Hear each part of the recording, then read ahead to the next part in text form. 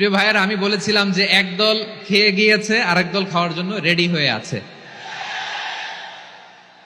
তো এখানে কি আমি কোনো দলের নাম বলেছি? বাংলাদেশে 48টা প্রায় নিবন্ধিত রাজনৈতিক দল, কোন দলের নাম আমি বলিনি।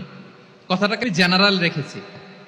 দায়ীদের বৈশিষ্ট্যই এটা, দায়ীরা জেনারেলি কথা বলে, যার যেই মেসেজ নেয়ার তারা সেখান থেকে নিয়ে নেয়।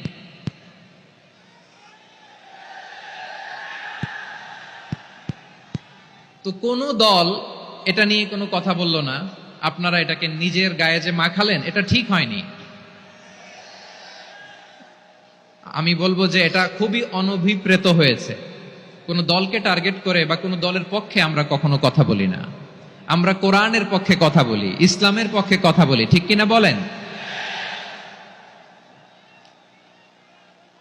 সো একটা জেনারেল কথাকে যদি আমার রাজনীতিবিদ বন্ধুরা নিজেদের গায়ে মাখেন, ক্ষুব্ধ প্রতিক্রিয়া জানান, এতে করে সাধারণ জনগণের কাছে একটা নেগেটিভ মেসেজ যাবে ওনাদের ব্যাপারে। এটা হোক আমরা চাই না। এদেশের যত এই যে আমার ভাইয়েরা, এই যে আমি এই যে কথা বলতেছি, সাদা টুপি, ও আচ্ছা আচ্ছা, চলে যাবেন না? একটু জায়গা দিয়ে দেন ওনাকে।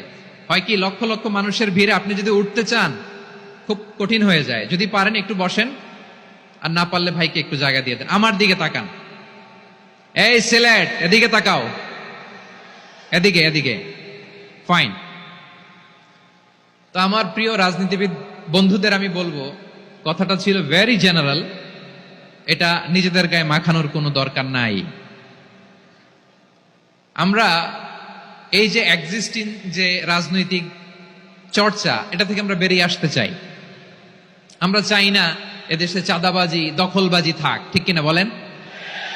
এদেশে কোনো দুর্নীতি থাক, টেন্ডারবাজি থাক, এগুলো আমরা চাই?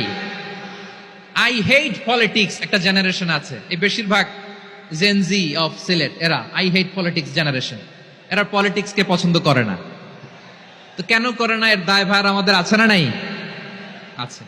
এবং আমরা দেখেছি ক্ষমতার পালাবদল যখন হয়, এক সরকার যায় আরেক সরকার আসে, তখন দুর্নীতির ফিরিস্তি আমরা জানতে পারি, এর আগে জানতে পারি না। প্রতিটা দলের ভেতরেই আমরা এই বাজে চর্চাটা দেখেছি।